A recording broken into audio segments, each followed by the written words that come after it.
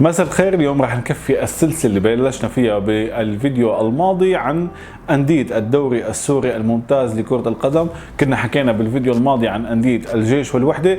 اليوم راح نتجه لمدينة اللاذقية لنحكي فيها عن أندية 3 تشرين حطين جبلة، نشوف تعاقدات هي الأندية مع مين كانت، مين هن المدراء الفنيين راح يشوفوا على أندية تشرين وحطين وجبلة، وقديش هي حظوظ هي الأندية بالمنافسة على لقب بطولة الدوري. طبعا ما تنسوا تشتركوا بالقناة وتشوفوا الفيديوهات وتعطونا آرائكم فيها. فيديو جديد تعالوا نشوفه مع بعض.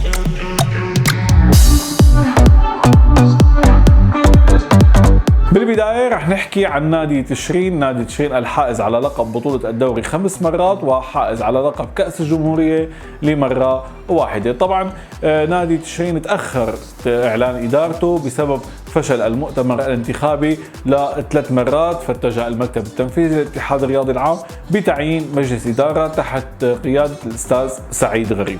طبعا تشرين وقت استلمت الإدارة بلش بالتعاقدات، حاول قدر الإمكان الحفاظ على بعض الأسماء من الموسم الماضي، منها الحارس الدولي وحارس منتخب سوريا إبراهيم عالمي، كابتن الفريق نديم صبار، عمر ريحاوي، حسن أبو زينب، وبعض الأسماء الشباب اللي كانت موجودة بالفريق، محمد أسعد، بالإضافة لماهر شعبو وأنيس قاسم.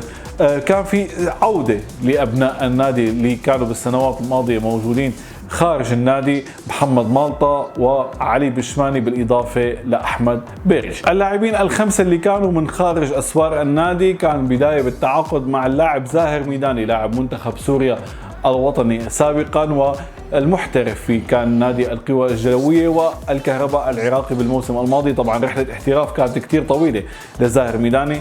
عودته إلى الدوري السوري عم تكون من بوابة نادي تشرين، بالإضافة للتعاقد مع عبد الله تتام من نادي الطليعة وعماد الحموي من نادي الكرامة ومازن العيس ومحمد كروما وجابر خطاب اللي لعبوا بالموسم الماضي بنادي حطين، ولكن تم فسخ التعاقد مع جابر خطاب بعد نهاية دوري تشرين.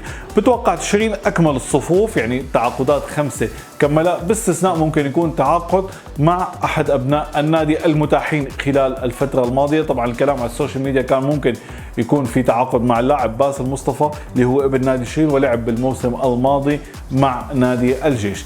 هي تعاقدات نادي تشرين. تأخر بالإعلان عن المدرب كان هذا واحد من الأسباب. كانوا متجهين كانوا بالبداية لتعيين الكابتن فراس معسعس، ولكن التزام الكابتن فراس معسعس مع بقيادة منتخب ناشئين سوريا أخر هذا التعاقد، وخاصة أن الكابتن فراس ما راح يكون موجود مع الكادر الفني اللي مساعد له بلا حتى للمرحلة الثالثة على ما أعتقد بعد نهاية التصفيات. لذلك اتجهوا إلى المدرب القديم الجديد الكابتن طارق جبان اللي كان بالموسم الماضي عم يقود نادي الكرامة، وتم التعاقد مع الكابتن طارق جبان لقيادة الفريق هذا الموسم. طبعا فريق تشرين شارك بدورة تشرين الكروية، هي الدورة اللي بينظموها كل سنة نادي تشرين، وحل بالمركز الثاني وشارك ببطولة الدرع ولعب بالدور الثاني وخرج أمام فريق الشعلة بعد ما خسر معه بنتيجة 2-1. إذا نشوف هذا الموسم يعني ممكن تكون حظوظ فريق تشرين كتير قوية بالمنافسة على اللقب، وخاصة فريق تشرين بالسنوات العشر الماضية كان دائما أحد الفرق المنافسة، دائما هو مرشح بلقب البطولة. حتى بالموسم الماضي شفناه عم ينافس الفتوة حتى المراحل ما قبل الأخيرة، قبل نهاية الدوري ب5 أو 6 مراحل، وقت تمكن الفتوة بالتغلب على تشرين 2-1 وابتعد بفارق كتير كبير بصدارة الدوري. حتى بالدور نصف نهائي كان عم يوصل فريق تشرين للدور نصف نهائي مسابقة كأس الجمهورية وأيضا عم يخرج مع نادي الفتوة. إذا حظوظ فريق تشرين كيف رح تكون هذا الموسم، كيف رح تكون أجواء المنافسة، وخاصة بوجود جماهيره الكبيرة اللي دائما بتسانده ودائما بتكون سند له. كيف رح يكون هذا الفريق هذا الموسم وحظوظه بالمنافسة على اللقب رح نشوفها بالأيام القادمة. على الضفة الثانية فريق نادي حطين الرياضي الذي لم يتمكن من الحصول على لقب بطولة الدوري ولا مرة، بينما حصل على لقب بطولة كأس الجمهورية مرة واحدة. حطين أيضا حاله كحال تشرين، تم تعيين إدارته من قبل المكتب التنفيذي للاتحاد الرياضي العام بعد فشل مؤتمر الانتخابي أيضا 3 مرات، فكان تعيين لمجلس الإدارة بقيادة الأستاذ يعرب أحمد.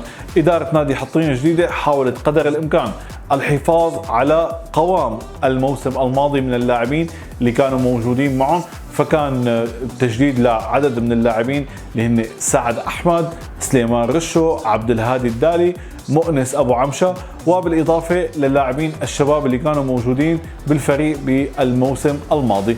طبعا كان العودة لأبناء النادي مارديك مارديكان، مصطفى جنيد، وأيمن عقيل اللي كانوا برحل احتراف خارجية، باستثناء مارديك اللي لعب بالإياب الماضي مع فريق حطين.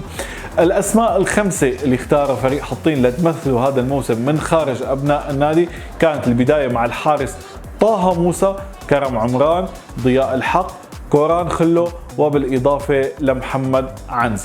طبعا وبالبداية وقبل كل شيء وقبل كل التعاقدات كان التعاقد مع المدرب ضرار الداوي، الكابتن ضرار الداوي صاحب الخبرة كتير كبيرة بمنافسات الدوري السوري لكرة قدم، وخاصة انه كان بالموسم الماضي برحلة احتراف خارجية مع نادي القادسية الكويتي. حظوظ حطين هذا الموسم ما بنعرف كيف راح تكون، وخاصة انه حطين دائما مرة بنشوفهم بمستوى كتير عالي ومرة بنشوفهم عم ينافسوا على الهبوط. شفنا بسنتين مروا بالبداية بعام 2020 2021 و 2021 2022 كانوا دائما عم ينافسوا على اللقب.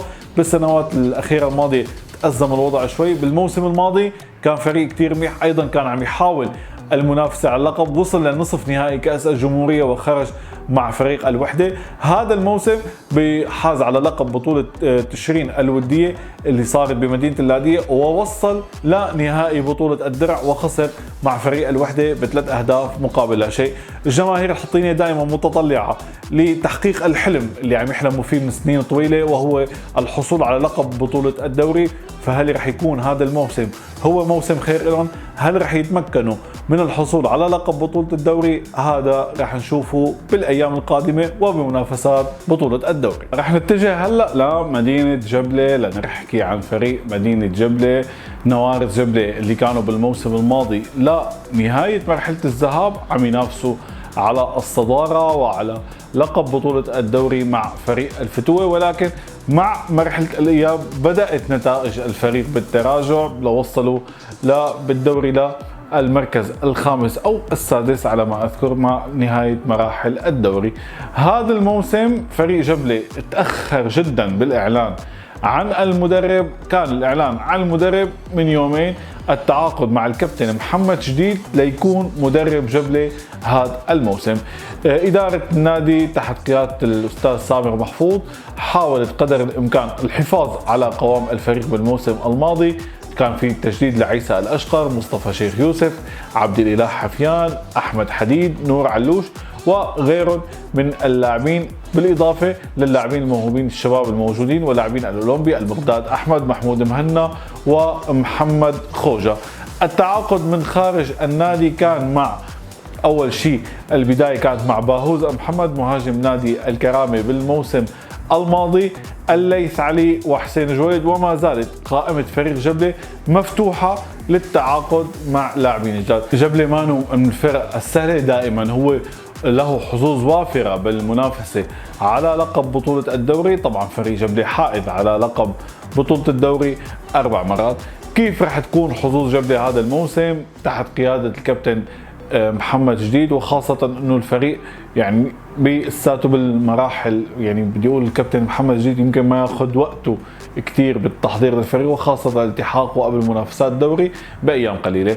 بنذكر بمباريات الأندية الثلاثة بالمرحلة الأولى. حطين رح يواجه الطليعة في مدينة حماة، تشرين رح يكون على موعد مع قمة مبكرة بافتتاح مباراة الدوري السوري لكرة قدم، حيواجه فريق الوحدة على أرض ملعب مدينة الجلاء في دمشق، بينما فريق جبلة راح يستضيف فريق الشعلة الوافد الجديد لمنافسات الدوري السوري الممتاز لكرة القدم. توقعاتكم لنتائج فرق أندية الساحل بالمرحلة الأولى؟ مين تتوقعوا يفوز؟ مين تتوقعوا يخسر؟ مين تتوقع تكون نتيجة تعادل؟ وبدي منكم كمان توقع مين هو راح يسجل الهدف الأول لكل فريق في هذه المرحلة.